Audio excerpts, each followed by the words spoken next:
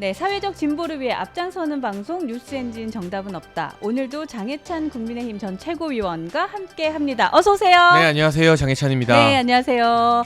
저는 사실은 우리 장 전 최고 뵈면 내적 친밀감이 요즘 되게 많이 생겨요. 네. 왜냐면 저희가 일주일에 한 번 뵙잖아요. 네, 네. 근데 틀면 나오는 거예요. 아, 그래요? 그러니까 수도꼭지예요. 그러니까 유튜브에서도 그렇고 아니에요. TV에서도 그렇고. 예전에 비하면 제가 요새 방송 활동을 좀 덜하고 자제하고 있는 편이긴 한데. 아, 그런가요? 아무래도 뉴스 엔진이 네. 이제 비전을 찾기 위해 네. 여러 유튜브를 보다 보니까 그렇게 되는 게 아닌가 싶습니다. 그런가요? 그래서 사실 제가 요즘에 이렇게 막 이렇게 틀면 나오는 걸 보면서 예전 저희 개국 방송 때 오셔서 이런 얘기를 하셨어요. 이원석 검찰총장 한 트럭 줘도 내가 이창수 지검장하고 안 바꾼다. 아, 그렇죠. 네, 이런 얘기 하셨는데 제가 요렇게 패러디했어요. 여당 의원 한 트럭을 주시면 네. 장해찬 전 최고랑 바꿀까? 아, 고민이 좀 되는군요. 왜냐하면 그만큼 이제 보수 쪽에서는 당 외에 계시지만 너무너무 좋은 스피커로서의 목소리를 좀 내고 계셔서 우리 여당 의원님들 왜 이렇게 방송 출연 안 하실까요? 그러니까 저도 좀 답답한 게 네. 뭐냐면 국민의힘이 가뜩이나 이제 백석 남짓한 소수 여당이 됐잖아요. 그러면 국회의원 된 분들이 일당백으로 그렇죠. 나 혼자서 민주당 국회의원 10명 정도는 내가 상대하고 물리치겠다라고 그렇죠. 해야 되는데 1대1로 붙어도 지금 너무 부족하잖아요. 다들 너무 몸을 사리고 있는 것 같고 사리는 거죠. 오히려 그 노익장을 발휘하는 한덕수 총리가 요즘 이 민주당의 가짜뉴스 선동을 상대로 네. 큰 소리 빵빵 치면서 네. 의원님 그건 아니지 않습니까? 천만에요. 네. 이런 거. 사실과 다릅니다. 팩트를 갖고 이야기하세요 하는 네. 게 그나마 우리 답답한 속을 시원하게 만들어주는 부분인 것 같아요. 오죽했으면 우리 한 총리께서 네, 그런 근데 생각도 이 들고요. 국민의힘 국회의원 거의 전부 다가 네. 한덕수 총리보단 젊을 거거든요. 왜냐하면 한덕수 총리가 많이 연로하세요. 노익장이란 누군가가 말을 또 하더라고요. 그러니까 네, 네. 이 한덕수 총리의 노익장을 보고 네. 국민의힘 의원들이 좀 배우고 분발했으면 하는 바람입니다. 우리 장 전 최고도 좀 보고 배우세요. 네, 너무 잘하고 계셔서 하여튼 저는 그렇게 좀 패러디를 해봤고 우리가 이제 이원석 총장 얘기가 나왔으니까 이원석 총장 얘기부터 좀 시작을 할 건데 9월 15일이죠. 드디어 그가 떠납니다. 아, 박수 한번 쳐야 될 것 네. 같습니다. 제가 제목을 어떻게 달았냐면 경축 이원석 검찰총장 드디어 퇴장 이렇게 했거든요. 그러니까 퇴임이라는 말을 붙이면 뭔가 너무 격조 있어요. 무게감이 있어. 그러니까 뭔가 좀 명예로워 보이고. 근데 사실 이분은 퇴임이라는 말보단 퇴장. 그러니까 퇴장은 이거잖아요. 나가세요.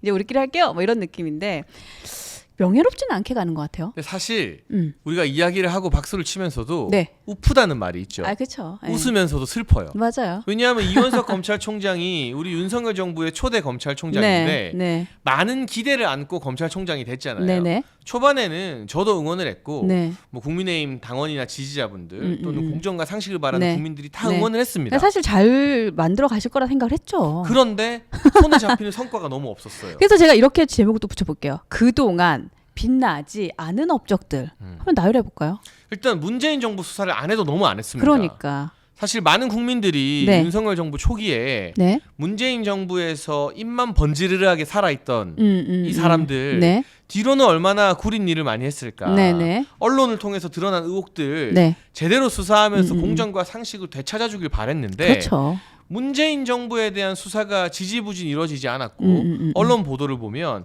그 핵심에 이원석 총장이 있었습니다. 제가 그래서 그걸 봤어요. 기사를 한번 찾아봤는데 2003년 5월 달 기사였어요. 거기에 어떤 기사가 나왔냐면 23년도 5월. 네, 23년도 5월에 이런 얘기를 했어요. 전직 대통령의 수사는 재직 기간 국민과 국가를 대표했던 분이기 때문에 신중하게 처리해야 된다.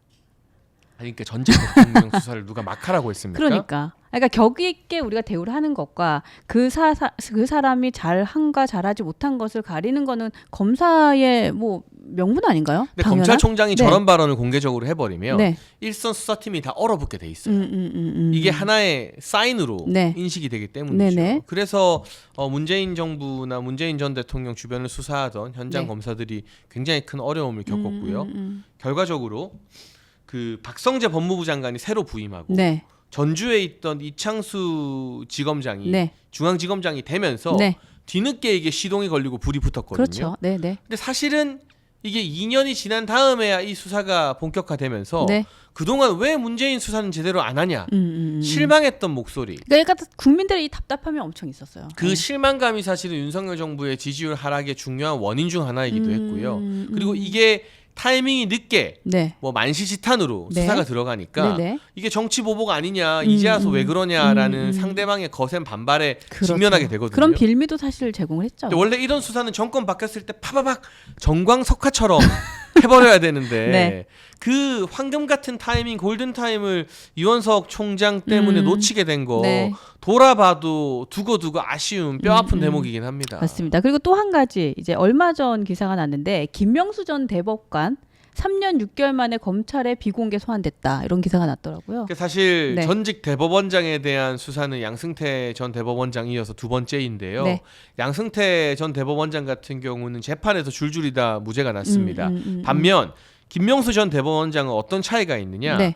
녹취록이라는 이 빼도 박도 못하는 빼박 증거. 빼박 증거가 있습니다. 맞아요. 그러니까 네. 임성근 전 판사에 대해서 뭐 이 탄핵 국회가 탄핵을 시도하니까 내가 지금 뭐 사표를 받아줄 수 없다고 네. 말한 그 녹취록 음성 파일이 있잖아요. 네, 네. 그러니까 이런 확고부동한 증거가 있으면 이건 역시 그냥 초장에 초전 박사를 냈어야 되는 건데 근데 이걸 3년 6개월이나 끌었던 이유가 뭘까요, 정말? 그러니까 이해할 수 없을 정도로 이 전 정부나 민주당 관련 인사 수사에 있어서 이원석 총장이 네. 시간을 질질 끌고 네. 이걸 막았죠. 아까 그 내부 수사팀들도 좀 답답한 마음이 있었다는 얘기를 했는데 실제로는 이 김명수 전 대법관의 비공개 소환이 이루어지고 나서 TV조선 기사가 된 게 있어요. 거기에 뭐라 돼 있냐면 수사팀 관계자의 말입니다 이러면서 이제 인용을 했는데 이원석 검찰총장이 김명수 전 대법원장의 소환을 부담스러워했다 이렇게 써 있거든요. 그러니까 수사팀들도 열받은 거예요. 그러니까 아니 그런데 전직 대법원장 소환은 부담스러워하면서 네.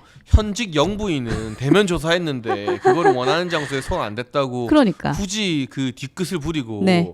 수사심의도 개최하고 수사심의가 전부 다 이거는 기소할 건이 안 된다 했음에도 네. 무혐의 처분을 본인 임기 동안 안 내려주고 네. 최재형이라는 완전 사기꾼이나 다름없는 그러니까 목사라고 안 했으면 좋겠어요. 그 사람 수사심의까지 이걸 지켜보겠다고 또 네. 차일피일 밀어버렸잖아요. 그러니까 앞뒤가 안 맞는 게 아니 김건희 여사나 이 영부인에 대한 수사를 네. 빨리 종결 안 지은 것도 이해가 안 되고 그렇죠. 문재인 전 대통령 일가와 김명수 전 대법원장에 대한 수사를 이렇게 질질 끌어서 막판에야 수사가 되게 하는 것도 이해가 안 되고 또 한 가지 네. 이재명 대표에 대한 수사도 이원석 총장이 네. 핸드폰 압수수색, 자택이나 사무실 압수수색에 대해서는 네. 부정적이어서 이 수사팀이 네. 그걸 제대로 신청하지 못했대요. 그러니까 그런데 소극적이었어, 그죠? 요즘 핵심은 핸드폰을 확보하느냐 마느냐잖아요. 그럼요. 그런데 왜 이재명 대표 핸드폰 압수수색 영장을 못 치게 만들었는지 그러니까 도저히 이해가 안 되는 모습을 2년 동안 보여주다가 수사 성과는 제대로 못 내고 네. 그냥 기억나는 거라고는 서울에 보면 영화 본 거, 그 연필 깎는 거, 김장한 거. 김건희 여사에 대해서 정말 뒤끝 네. 집착. 네. 아니, 그 집착을 이재명과 문재인에게 보여줬으면 진작 구속하고도 남았겠는데 이렇게 막 이렇게 지지율에 떨어지지도 않았을 것 같아요. 이런 이해할 수 없는 일들을 보여준 검찰총장이었기 때문에 네. 저는 결론적으로는 윤석열 대통령의 인사에 있어서도 가장 뼈아픈 이 인사 중 하나가 이원석 검찰총장 인사인 것 같고요. 사실 되게 핵심적인 인사였는데 그렇죠? 근데 이게 실패한 인사가 돼버렸죠 결과적으로. 맞아요. 그리고 네. 이 정부의 여러 가지 동력이나 또는 올바른 부정부패 척결로 공정과 상식이 회복되는 거 바랐던 국민들도 실망하게 됐고 그러니까 지나간 2년의 이 골든 타임이 네. 너무너무 아쉽습니다. 근데 이런 생각도 사실 좀 했어요. 그러니까 이번에 수사팀이 이제 김건희 여사의 수사 결과를 내자라고 했지만 이원석 총장은 뭐 최 목사 건과 같이 처리하자라면서 지금 차일피일 미룬 거잖아요. 근데 처음에는 그런 생각을 했어요. 같은 선상에 있는 사건이기 때문에 그럴 수 있겠다. 근데 이분의 지금 그 행적을 보면 김명수 대법원장도 수사 안 하고 예, 문재인 대통령 건도 계속 지지부진하고 있고 그러니까 왠지 정권과 혹은 정치권에 있는 좀 민감한 사안들은 내가 있을 때 뭔가를 하고 싶지 않은 거야. 뭐 이런 회피형의 인간형인가라는 생각도 좀 들어요. 저는 굉장히 비겁하다. 그렇죠. 그리고 무능하다라는 평가를 내릴 수밖에 없고요. 네. 사실은 이 최재형이라는 사람을 기소하느냐 마느냐와 네. 김건희 여사에게 혐의가 적용되느냐는 별개의 문제예요. 네네. 이거 사실 수사 심의가 열릴 일도 아닌데 이원석 총장의 독단으로 네. 심의를 열었는데 네. 14대 빵이 나온 거잖아요. 쉽게 말하면 불기소가 14명 만장일치였다는 거잖아요. 맞아요. 네. 그러면 빨리 결론을 짓는 것도 검찰총장의 책무인데 그렇죠. 이걸 질질 끌고 후임 총장에게 어떻게 보면 무거운 짐이 되도록 넘겨주는 것 자체가 네네. 얼마나 비겁하고 무능한가. 본인 입으로 또 얘기를 했었어요. 내 임기 중에 하겠다. 근데 저는 네. 속 터질 일이 하나 더 남았다고 봅니다. 어떤 걸까요? 바로 이현석 검찰총장 퇴임사입니다.